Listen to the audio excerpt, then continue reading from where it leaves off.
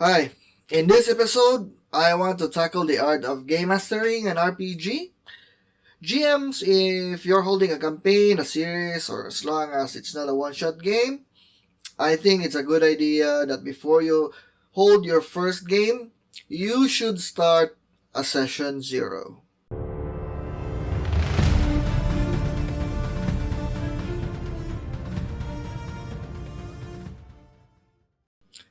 Hi, Owen here from Research is Broken, and currently I am hammering down the last part of my campaign. Honestly, this has been a good surprise because in reality I barely reached the last parts of my game, and there are really many reasons why a game could fail, but I realized that one way of having a long successful campaign is to make sure we have a good foundation in our game. Hence, we have a session zero. So in session zero, instead of playing a game right away, as a GM, you have three objectives in this meetup. First, you have character creation of the players. Then second, give the story pitch for the campaign. And finally, explain the rules for the game. Now mind you, I'm not saying you should do this in order. Instead, this is what the objectives you must fulfill in this session. So instead of grabbing your character creation like normal and then holding your first session, you separate them and hold a different session for info dumping your players. Alright, let's start prepping for your session zero. Let's start first with your concept. This is the idea for your campaign. What is it about? Why is this D&D campaign different from the previous campaigns you have played? What makes you excited about running this game? Just a reminder, you are not trying to write the whole campaign yet. This is just the broad strokes. Who's the big bad? Where is the setting? And who are the players playing as? I think this will be easier if I show you a concept of a game I had. So, I ran a superhero game set in a super school where they learn how to be heroes. As time goes by, they learn that the altruistic school that took them in isn't as nice as it first showed itself. The system I used was Nova, and I did like the recent future setting of it, so what I ended up with doing was I mined the rules and decided that I would put the story in a cyberpunk Seattle. I picked this concept because I can run a lot of stories with it. It was an easy sell to give to the players once they start making their own characters. I can also mine stories from X-Men and My Hero Academia if I needed more inspiration. This game was played in 2020, so Gen V didn't exist back then. Now that you have your concept, we can move towards your three objectives. For the sake of this video, I'll start with a pitch. Using the concept that you just made earlier, it's time to make a pitch to reel in your players to your game. Think of the back of a novel summary or a movie trailer to sell your campaign. So in my example, in my Aberrant game, this is the pitch I gave to them. In a world where random people were becoming novas, this is the term for superheroes in this universe, Dr. Newhart has discovered a means of producing them. You are part of a lucky group of candidates that is going to be transformed into a nova and trained by the best in the industry. While you and your peers grew up hearing stories about your heroes, your time in the institute will make you realize that the line between them and the aberrants is very thin.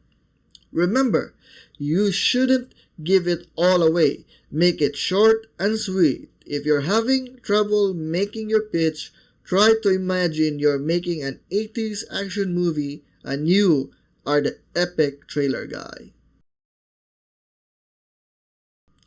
It's really important to tell your players what you want out of your campaign when giving them your pitch. I know this can be a challenge when you don't want to spoil everything to them, but the more you make your pitch, the easier it is for you to balance it.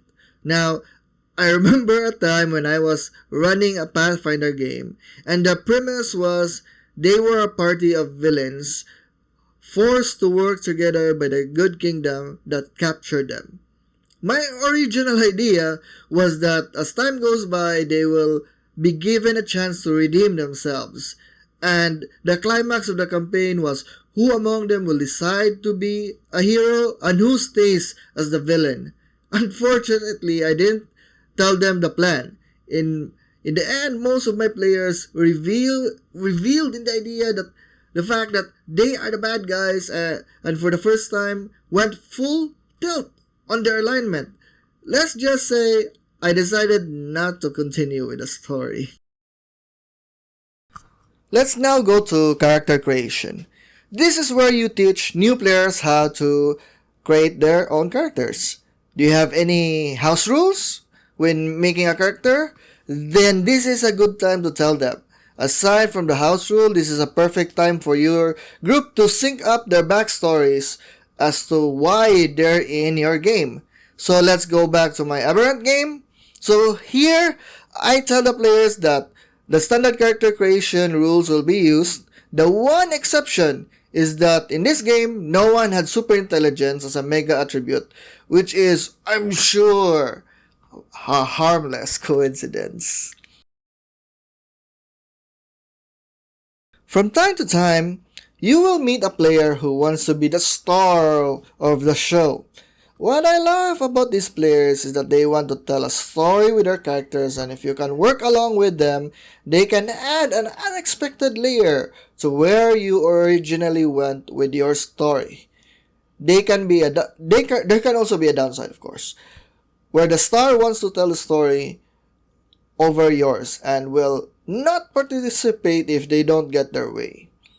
I can remember a time where I encountered one of these situations. This was when I was running a one-shot vampire game. The story was simple. The prince has lost contact with one of his domain. The coterie was tasked with investigating why this was happening. Simply, direct, and railroad the game. Good enough while we were, drinking at that time. Unfortunately, the star player, who had a character concept of being a stalker, decided that following the prince's order was against his concept.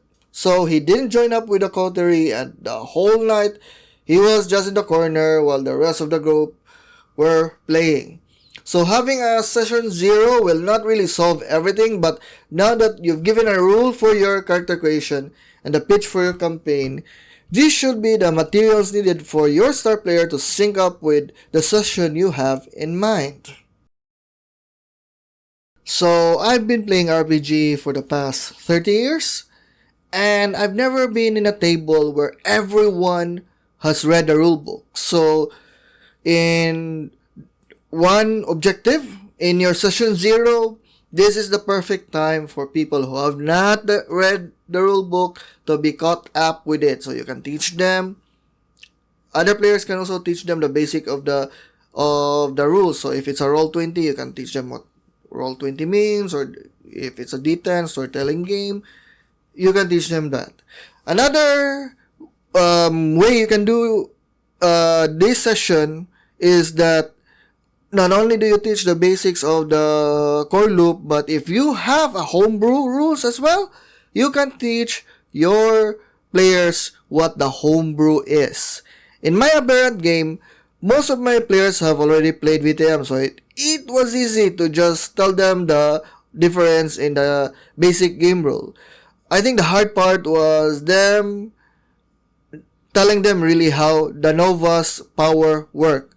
Another advantage of Session 0 that you can give is the ability to tailor your campaign around the player. Since you now have an idea what their backgrounds are, you have enough time to add NPCs or events that make your first session feel like the PCs are really part of this world. So, when I was running a Dark Ages game, one of my players decided to add a level 4 mentor, so a very powerful mentor during our session 0. And while I was cooking it up, so after our session, it gave me enough time to think in our first session who or what the fourth dot mentor would be in the session. So I decided that that would be one of the high-ranking child of the prince, who is no, not the prince, the prince and the character, the mentor, are actually blood related. So it added a dynamic that was not originally intended in my game. Anyway, these are the things that scream out to me that players need to have when they're character creating for your session. Remember that what I'm saying here are not hard rules but rather suggestions to help you out with your campaign. Hopefully, I've given you ideas on how to run your session 0. If you like the topic that I'm covering, then don't forget to tell me in the comment section below, because I'm planning to not only cover wargaming but also role-playing, since I feel like they have the same connection. So until next time, see ya.